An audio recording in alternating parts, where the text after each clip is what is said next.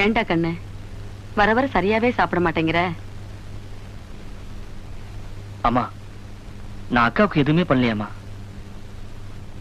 சம்மந்தி மாமா உங்ககிட்டயும் பேசினாரா?